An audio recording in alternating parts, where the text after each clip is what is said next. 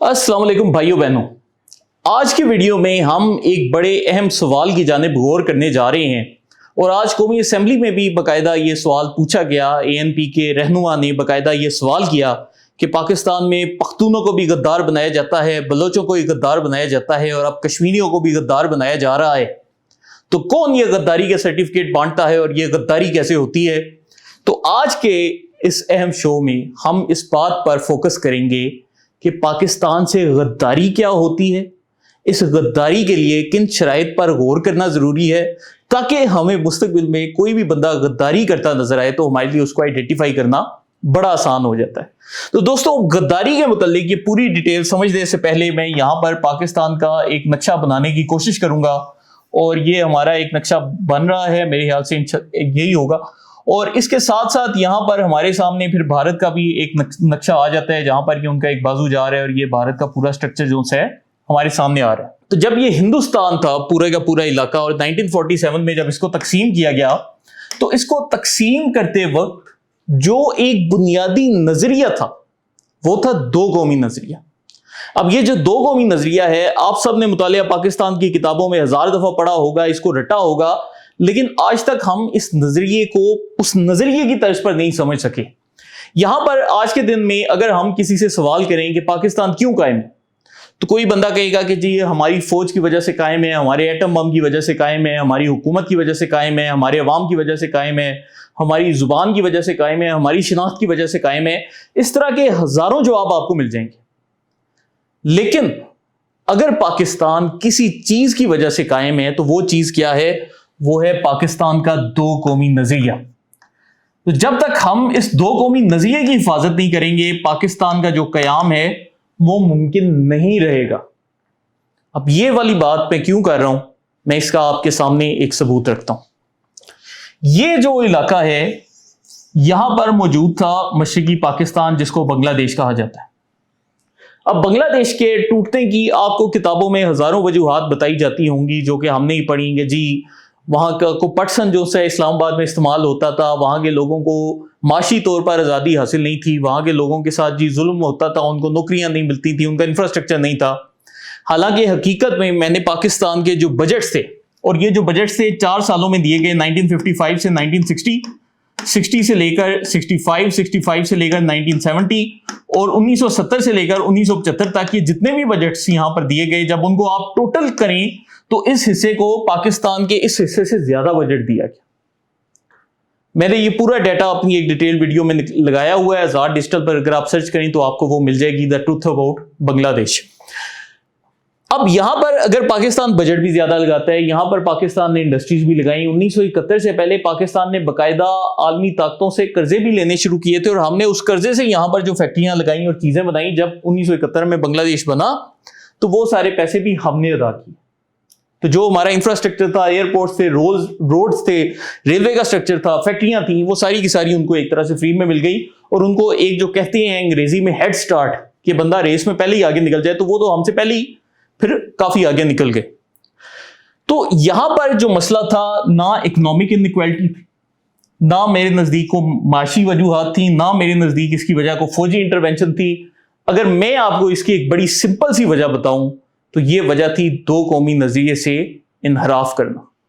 और मैं अपनी इस बात के लिए आपके सामने एक और सबूत रखने जा रहा हूं। एक अरब ममालिक में एक मुल्क होता था जिसका नाम था लिबिया, और लिबिया को गवर्न करता था मुअम्मर कज़ाफ़ी। मुअम्मर कज़ाफ़ी ने अपनी अवाम को बेशुमार सहूलतें दी थी। मुल्क में जो तेल पैदा होता था, उस तेल के जो प्रॉफिट्स थे वो अवाम में तकसीम किए जाते थे। लोगों की मुफ्त शादियां की जाती थी, लोगों के जो बच्चे होते थे उनकी अस्पतालों में मुफ्त डिलीवरी होती थी, मुफ्त तालीम होती थी, मुफ्त हेल्थ केयर होता था। यहां तक कि जो जोड़ा शादी करता था उसको उसके बाद पैसे दिए जाते थे। जो लिबिया के बच्चे अमेरिका और बरतानिया में पढ़ने जाते थे उनको मुफ्त स्कॉलरशिप दी जाती थी।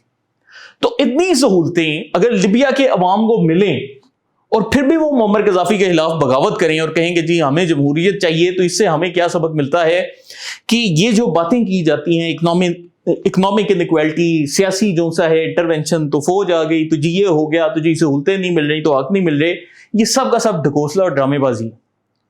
होता क्या है कि आपने लोगों के जहनों को मैनिपुलेट करना है। और लिबिया के केस में मैनिपुलेशन कैसे की गई कि यहां पर जितने भी बच्चों को बाहर मुअम्मर कज़ाफ़ी सरकार के खर्चे के ऊपर पैसे देकर पढ़ने भेजता था अमेरिका और बरतानिया की यूनिवर्सिटियों में, तो वहां पर वो जमहूरियत पढ़ के आते थे।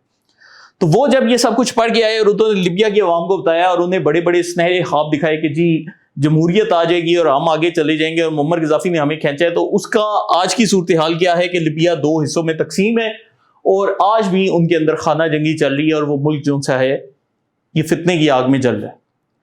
तो इस लिबिया की मिसाल को सामने रखते हुए बेशक हमारे लोग जितने मर्जी थ्योरियां पेश कर दें कि जी जुल्म हो रहा है, ज्यादती हो रही है, मईशत हो रही है, सियासत हो रही है, फलाना हो रहा है, फौज आ रही है, एस्टेब्लिशमेंट जा रही है, इन चीजों से फर्क नहीं पड़ता।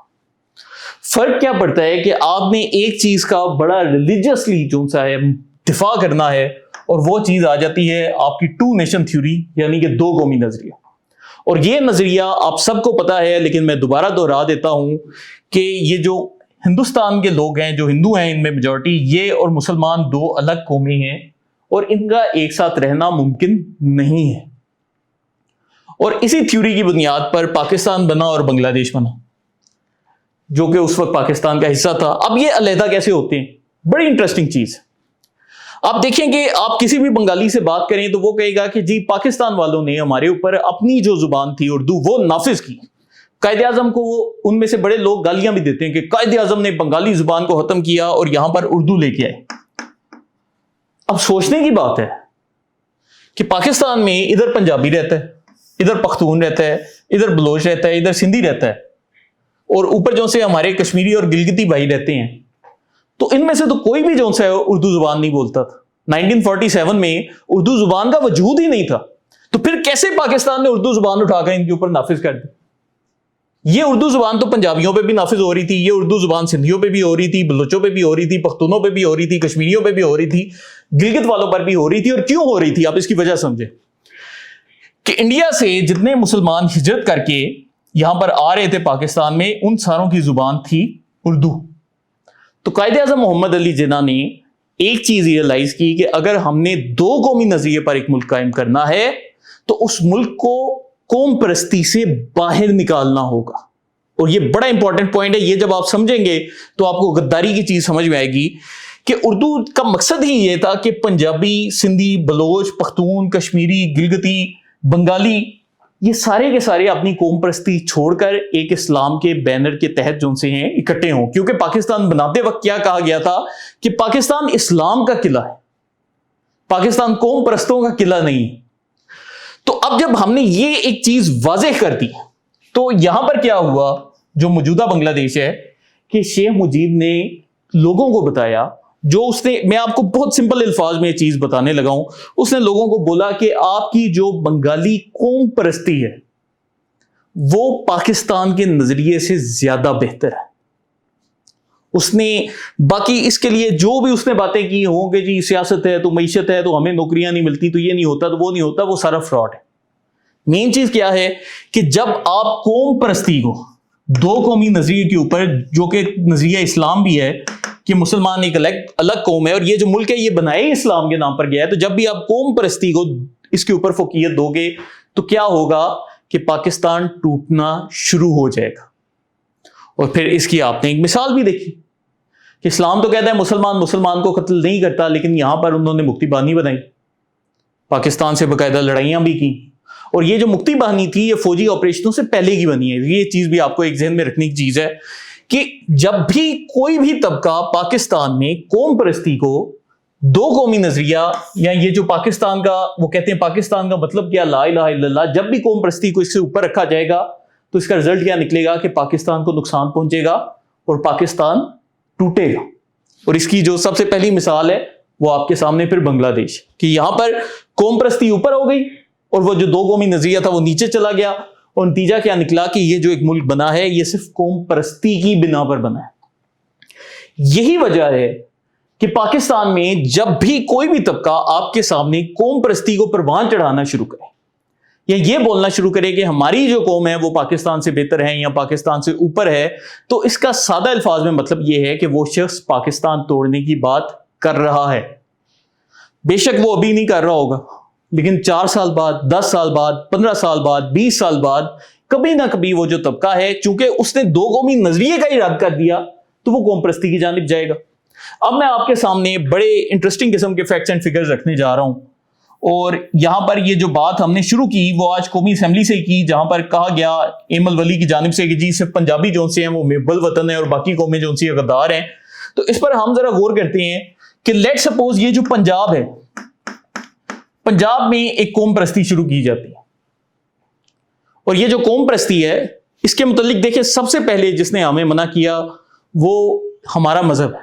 اسلام میں بے شمار حدیثوں میں آپ کو قوم پرستی کے خلاف جو سی باتیں ملتی ہیں کہ مسلمان جو سے ایک جسم کی مانند، اور پاکستان اسی چیز پر یقین رکھتا ہے۔ ہم نے یہی سوچ رکھ کے افغانستان والوں کی مدد کی، ہم نے یہی سوچ رکھ کے دنیا میں جدھر بھی مسلمانوں کے ساتھ مسئلہ ہوتا ہے، چاہے وہ ایران میں ہو جائے چاہے سعودی عرب میں ہو جائے، تو چونکہ پاکستان کی بنیاد اس نظریے پر تھی تو ہم اس نظریے کی بنا پر ان ممالک کا جو سا ہے ساتھ دیتے ہیں۔ جیسے میں اس سے پہلے پنجاب کی مثال دینے سے پہلے آپ کے سامنے ایک اور مثال رکھتا ہوں کہ یہ ہمارے ساتھ جی ایران آ گیا۔ اب فرض کیا پاکستان اپنے دو قومی نظریے یعنی کہ ہمارا جو نظریہ اسلام ہے اس کو پس پشت ڈال دیتا ہے۔ ہم کہتے ہیں کہ ہم یہ نظریہ نہیں مانتے اور ہم پاکستان ایز اے قوم پرست پاکستان آپریٹ کریں گے۔ جو موجودہ پاکستان ہے یہ قوم پرست نہیں۔ قوم پرست کیوں نہیں؟ میں پہلے آپ کو اس کی وجہ بتاتا ہوں۔ اس کی وجہ یہ ہے کہ پاکستان میں الگ الگ قومیتیں موجود ہیں، جیسے پنجابی ہیں، سندھی ہیں، بلوچ ہیں، پختون ہیں۔ تو اگر میں یہ بولوں کہ پاکستان کا نام پنجابیوں کے نام پر ہونا چاہیے یا سندھیوں کے نام پر ہونا چاہیے تو پھر ہوگا کہ پاکستان ایک قوم پرست ملک ہے، یا پھر یہ کہ ہم لوگ یہ کہنے لگ پڑیں کہ ہم پاکستان ہی ایک قوم ہے جس کی شاہی ہیں پنجابی، سندھی، بلوچی، پختون، اور ہم صرف پاکستان کے دفاع کی بات کریں گے۔ لیکن یہاں پر آپ دیکھیں کہ ایران میں جنگ سٹارٹ ہوئی، امریکہ اور اسرائیل مل کر یہاں پر جو ہے گولہ باری بھی کر رہے ہیں۔ تو اگر پاکستان اسلام کی بجائے صرف بطور قوم اپنے مفاد کو دیکھتا تو پاکستان کا فائدہ کیا تھا؟ ہمارا تو فائدہ یہ تھا بھائی جان ادھر بیٹھ کر امریکہ کو اڈے دو، ان پر حملے کرواؤ، ایران کے کچھ حصے پر قبضہ کر لو، ان کے ساتھ مل کے اور پیسے کماؤ۔ پاکستان کا بڑا ایزی اور آسان سے فائدہ تھا، اور اس کے ساتھ جی امریکہ کی آشیرواد بھی ملے گی، یورپین ممالک ہمارا ساتھ بھی دیں گے، ہو سکتا ہے کبھی ہم نیٹو کا بھی حصہ بن جائیں۔ لیکن پاکستان نے یہ رستہ چوز نہیں کیا۔ کیوں نہیں کیا؟ کیونکہ پاکستان اگر ایسے رستے پر جاتا ہے تو ڈیمیج کیا ہوتا ہے؟ ہمارا دو قومی نظریہ، پاکستان کا مطلب کیا؟ لا الہ الا اللہ۔ تو پاکستان نے وہ چوز کیا جو کہ عالم اسلام کے لیے تھا۔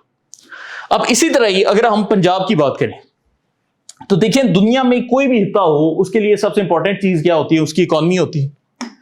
اب یہ جو پنجاب ہے اس کی باقاعدہ آپ دیکھیں کہ انڈیا کے ساتھ جب بھی کلیشز ہوتے ہیں، ابھی بھی یہ جو مار کے حق والے ہوئے تو اس میں پنجاب کا براہ راست جو ہے ایک رول آیا۔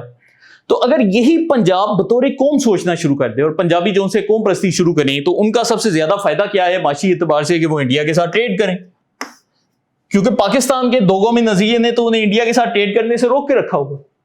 تو اگر وہ ٹریڈ کرتے ہیں تو یہاں پر تو اربوں ڈالر کی جو سی اکانومی بن جائے گی۔ وہ کہیں گے ہمارا تو انڈیا سے اختلاف ہی کوئی نہیں، انڈیا والے جو مسلمانوں کے ساتھ کرتے ہیں، جو کشمیریوں کے ساتھ کرتے ہیں، وہ انڈیا اور کشمیریوں کا معاملہ ہے، ہمارا تو اس سے کوئی تعلق نہیں۔ پھر آپ اگر کسی اور ایشو پر غور کریں، جیسے ہم پانی کا ایشو لے لیتے ہیں تو یہاں پر کالا باغ ڈیم بھی بن ہے۔ تو فرض کیا پنجابی جو قوم پرستی ہے وہ جنم لے گی تو وہ کیا کہیں گے؟ وہ کہیں گے ہم نے تو کالا باغ ڈیم بنا کے رکھنا ہے، باقی صوبے جو ان سے باڑ میں جائیں، کسی صوبے کا پانی کم ہوتا ہے اس سے ہمارا کیا تعلق ہے؟ بلکہ یہاں پر تو جگہ جگہ جو ان سے ان کو پھر ڈیم بنانے چاہیے۔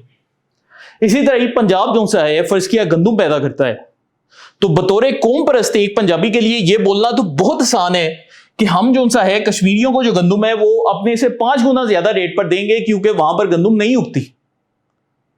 لیکن یہاں پر صورتحال مختلف ہے۔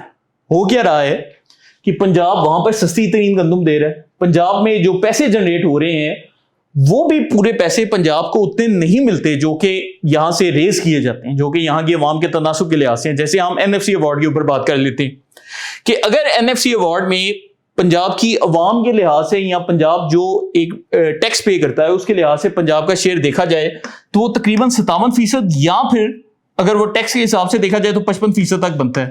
لیکن پنجاب کو ملتے کتنے ہیں؟ 51.5%۔ اور اب جو نیا NFC ایوارڈ آ رہا ہے اس میں جو پہلے پاکستان نے پاپولیشن کی شیئرنگ کا حصہ رکھا تھا وہ 82% تھا، اب وہ 50% پہ لے کے آ رہے ہیں۔ تو اس کا مطلب یہ ہے کہ مستقبل کے NFC ایوارڈ میں پنجاب کا شیئر مزید کم ہوگا۔ تو اس میں بطور پنجابی قوم پرست اگر کوئی بھی پنجابی بیٹھ کر سوچے تو وہ تو یہی کہے گا کہ یار یہ جو باقی صوبے ہیں ہمارا پیسہ لے کر جا رہے ہیں، تو یہاں پر صوبے میں ایسی پالیسیز لائی جائیں گی کہ یہاں پر جو بھی نوکریاں ہوں گی پہلے پنجابی کرے گا۔ یہاں پر پھر اس کے ساتھ یہ بھی ہوگا کہ پنجاب کا جو ٹیکس ہوگا وہ پنجاب میں استعمال ہوگا۔ لیکن آپ دیکھتے ہیں کہ ان میں سے ایسی ایک بھی پالیسی پنجاب میں امپلیمنٹ نہیں ہوئی، اور نہ ہی کی گئی. کیوں؟ کیونکہ یہاں پر جو عوام ہیں وہ سمجھتے ہیں کہ ہم پنجابی نہیں، ہم پاکستانی ہیں. اگر ہمیں مہنگا پیٹرول خریدنا پڑتا ہے اور اس مہنگے پیٹرول سے بلوچستان میں ایک روڈ بن رہی ہے جو کہ ان کی مرکزی اشارہ بنے گی، تو اس میں ہمارے بلوچ بھائیوں کا فائدہ ہے. اور ان کا فائدہ کیوں ہے؟ کیونکہ وہ بلوچ نہیں، ہمارے لیے پاکستانی ہے، ہمارے مسلمان بھائی ہیں، اس لیے ہم ان سے محبت کرتے ہیں. اور یہ جو پنجاب والا فارمولا ہے، آپ اس کو اٹھائیں اور کسی بھی صوبے پر لگا دیں. جیسے آپ سندھ پہ لگائیں تو سندھ پر بھی ایسے ہی کام کرے گا کہ سندھی بھی تو بھارت کے ساتھ تجارت شروع کر سکتے ہیں، سندھی بھی کراچی پورٹ کے ذریعے بھارت کو جو سے سروسز فراہم کر سکتے ہیں. تو پورا جو پاکستان کا ہر علاقہ ہے اس کو جس چیز نے اکٹھا کیا ہے وہ ہے ہمارا دو قومی نظریہ کہ ہم پاکستانی ہیں. اور پاکستان کا جو نظام ہے 1973 کے آئین کے مطابق اسلامک سوشلزم پر ہے. اسلامک سوشلزم کیا چیز ہے میں آپ کے سامنے رکھتا ہوں. جیسے فرض کیا یہاں پر ہمارے سامنے فیصل آباد آ جاتا ہے. اب فیصل آباد میں ہم تصور کرتے ہیں کہ 200 ارب روپے کی پروڈکشن ہو رہی ہے. اب فیصل آباد کے جو 200 ارب ہیں ان میں سے ٹھیک ہے کچھ حصہ جو ہے فیصل آباد کے اپنے استعمال میں بھی آتا ہے، لیکن پاکستانی ریاست سوچتی ہے کہ یہاں پر جو ڈیرہ غازی خان ہے، جو کوئٹہ ہے، جو چمن ہے، یہاں پر کہیں مردان میں، ہنگو میں، پارا چنار میں، ان سارے ایریاز میں عوام اتنے پیسے جنریٹ نہیں کرتے. تو ہم کیا کریں گے کہ ہم فیصل آباد کے 200 ارب میں سے کچھ پیسے یہاں دے دیں گے، کچھ یہاں دے دیں گے، کچھ یہاں دے دیں گے. تو کیا ہوگا کہ بے شک فیصل آباد کے لوگوں کو کم پیسے ملے لیکن سب کو ایکول یا اس کے قریب قریب گروتھ کا موقع پرووائڈ کیا جائے. تو پاکستان میں کیا ہوتا ہے کہ جو بھی پنجاب جنریٹ کرتا ہے وہ پیسے دوسرے صوبوں میں بھی جاتے ہیں، ان کی بھی ہم مدد کرتے ہیں گروتھ میں. اسی طرح یہ جو کشمیر میں بھی ہم کل پرسوں سے بہت زیادہ ڈسکشن کر رہے تھے کہ جی پاکستان کا جو حصہ ہوتا ہے کشمیر کے بجٹ میں وہ 300 ارب میں سے 250 ارب روپے ہے. تو اس 250 ارب روپے کا بھی ایک جو میجر چنک ہے وہ پنجاب سے، سندھ سے، خیبر پختونخوا سے اور بلوچستان سے بھی کچھ نہ کچھ حد تک جاتا ہے. تو مقصد کیا ہے کہ ہم سارے مل کر گرو کریں، ایز اے کنٹری گرو کریں اور یہ وہ ملک بنے جو کہ اسلام کی حفاظت کرے، اسلام کا قلعہ ثابت ہو. اور ابھی دیکھیں کہ دنیا بڑا مذاق اڑاتی تھی اس چیز کا، لیکن پاکستان باقاعدہ ایران جنگ میں اسلام کا محافظ ثابت ہوا ہے کہ وہ مڈل ایسٹ کے ممالک جو کہ اسرائیل چاہتا تھا کہ ایران سے جنگ میں آئیں، ڈائریکٹ لڑائی کریں، اور ایک دو ملک جو سے ہیں وہ ڈائریکٹ سامنے آ بھی گئے ایران کے، لیکن پاکستان نے کیسے انہیں روکا اور اس کے نتیجے میں وہاں پر جو جنگ ہے وہ اب تقریباً رک چکی ہے. تو اس پوری جو ڈسکشن ہے اس سے ہمارے سامنے ایک جو چیز واضح ہوتی ہے وہ کیا ہے کہ قوم پرستی جہاں بھی جس بھی شکل میں اٹھے گی وہ پاکستان کے وجود کے لیے زہر قاتل ثابت ہوگی. تو آپ یہاں پر بیٹھ کر 1000 دفعہ کہہ دیں یہ جو ہمارے صحافی ہیں یا حامد میر وغیرہ کہ جی فلانوں کو حقوق نہیں مل رہے، فلانوں کو حقوق نہیں مل رہے، اگر وہ حقوق اس طرز سے مانگ رہے ہیں کہ ہماری جو قوم ہے وہ پاکستان کے نظریے سے اوپر ہے، کہ ہمارا جو قوم پرستی کا نظریہ ہے وہ پاکستان کے نظریہ اسلام کو پیچھے چھوڑ چکا ہے، تو اس کا رزلٹ کیا نکلے گا کہ وہ جو قومیں ہیں وہ ڈائریکٹلی یا انڈائریکٹلی پاکستان کے خلاف جا رہی ہیں، اور آج نہیں تو کل، کل نہیں تو پرسوں، پرسوں نہیں تو 100 سال بعد انہوں نے ایسا ایک اوٹ پٹانگ نظریہ رکھنا ہے کہ ہم نے پاکستان کو توڑنا ہے. اب اس کی میں آپ کے سامنے مثالیں لے کر آتا ہوں ماضی میں.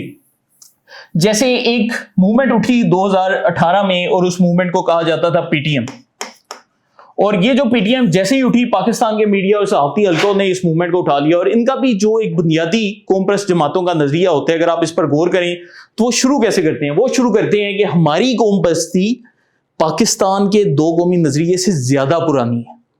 جب بھی وہ سٹارٹ کریں گے یہی کریں گے. تو پی ٹی ایم والوں نے جب شروع کیا تو اگر آپ کو ان کے کی ورڈز یاد ہوں تو وہ کیا بولتے ہیں کہ ہماری 5000 سال پرانی تاریخ.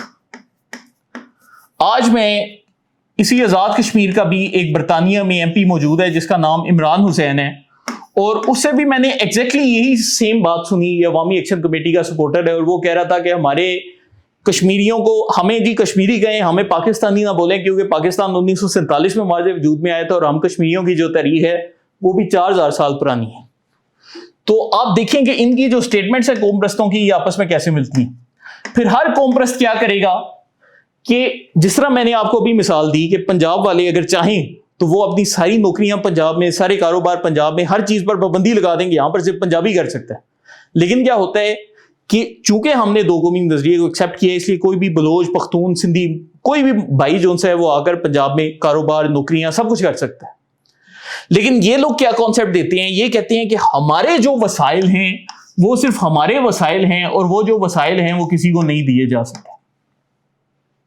اور آپ دیکھیں کہ یہی جو سیم آپ کو چیز ہے یہ آپ کو BLA ٹائپ تنظیموں میں ہی ملے گی کہ وہ کہیں گے کہ جی بلوچستان کی نا ہر جگہ کدال مارو تو بیچ میں سونا اور ہیرے نکلیں گے اور یہ ہمارے وسائل ہیں جو کہ کسی اور کو دیے نہیں جا سکتے. حالانکہ کبھی آپ دیکھیں کہ پنجاب ہو جائے، سندھ ہو جائے، اور سندھ میں بالخصوص کراچی کو دیکھیں کہ کراچی جو ہے آل انکلوسیو شہر ہے، ہر قومیت ہر طرح کے لوگ آباد ہیں، لیکن انہوں نے کبھی یہ بات نہیں کی جن کے پاس فیکٹریاں ہیں، تجارت ہے، کاروبار ہے، پیسے ہیں، کہ ہمارے جو وسائل ہیں وہ جی ہمارے وسائل ہیں اور ہمارے وسائل کوئی نہیں لے کر جا سکتا. تو یہ جو قوم پرست طبقے ہیں یہ ایسی ہی باتیں کرتے ہیں.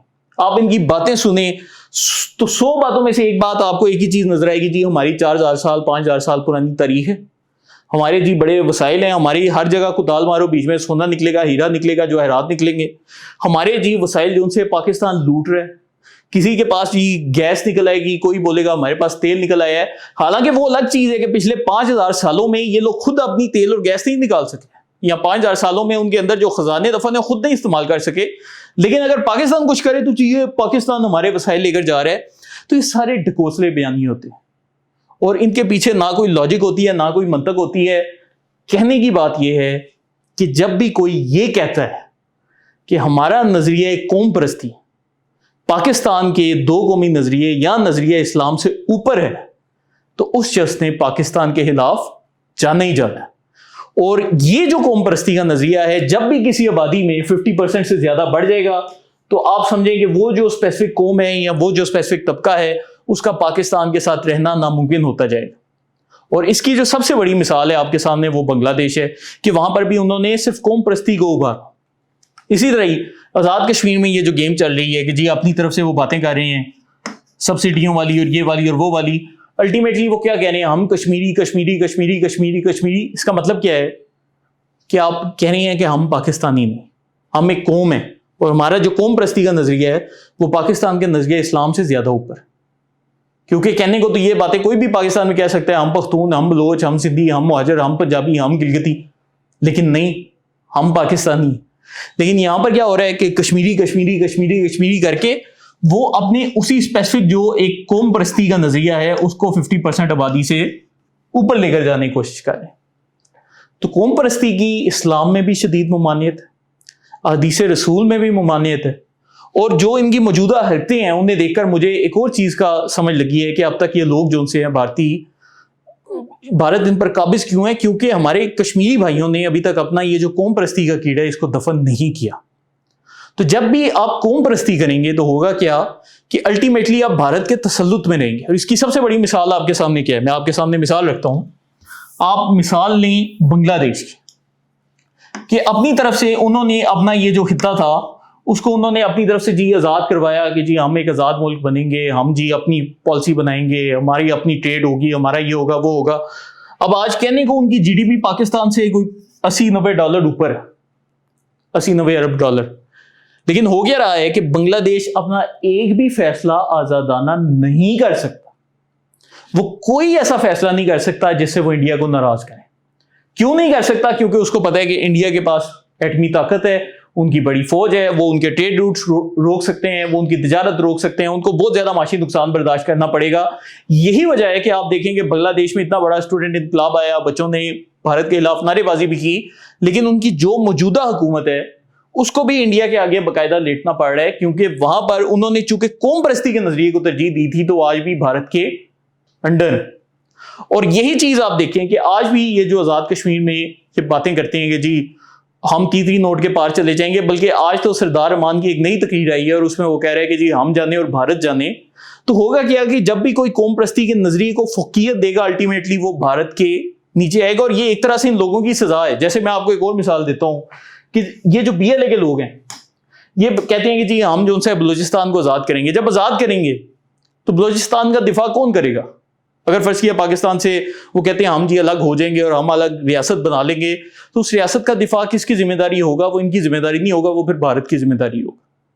تو الٹیمیٹلی قوم پرستی کر کے یہ لوگ کرتے کیا ہیں کہ اپنی طرف سے سمجھتے ہیں کہ ہم اپنی قوموں کی بنا پر آزاد ہو رہے ہیں، لیکن وہ اصل میں بھارت کے زیر تسلط چلے جاتے ہیں. اور یہ ایک طرح کی یہ جو بات ہے اس کو اگر آپ روحانی نظر میں دیکھیں تو آپ دیکھیں کہ جب بھی کسی نے دو قومی نظریے کو نقصان پہنچایا الٹیمیٹلی اس کے اوپر بھارت دوبارہ سے اس کا حاکم بن گیا. اب فرض کیا یہاں پر TTP کہتی ہے کہ جی ہم نے ایک ریاست بنا لی تو کیا ہوگا کہ وہ جو ریاست ہے اس کو جو حفاظت پرووائڈ کرے گا وہ تو انڈیا کرے گا. اب افغان طالبان ہیں وہ آپ کے سامنے کہتے ہیں کہ جی ہم افغان ہیں, ہم قوم ہیں, ہماری 5000 سال پرانی تاریخ ہے.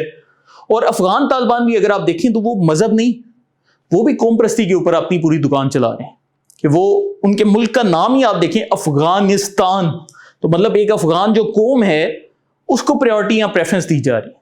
اب پاکستان کا نام دیکھیں, پاکستان جس میں کسی قوم کا ذکر نہیں ملتا, لیکن یہاں پر آپ دیکھیں آپ کو ایک قوم کا ذکر مل رہا ہے. اور الٹیمیٹلی کیا ہو رہا ہے کہ وہ افغانستان بھی جو ہے بھارت کے انڈر ہی آپریٹ کر رہے ہیں ایک طرح سے, یا وہ جا کے بھارت سے ہی معاہدے کر رہے ہیں, اور یہ ان لوگوں کی ایک سزا ہے ایک طرح سے.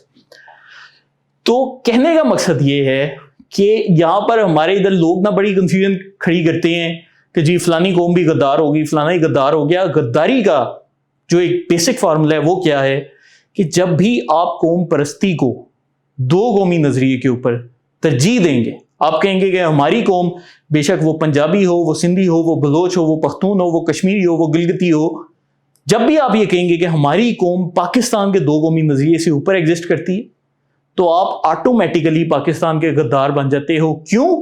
کیونکہ پاکستان کے دو قومی نظریے کو آپ تسلیم نہیں کر رہے جس کی بنیاد پر یہ ریاست قائم ہوئی ہے.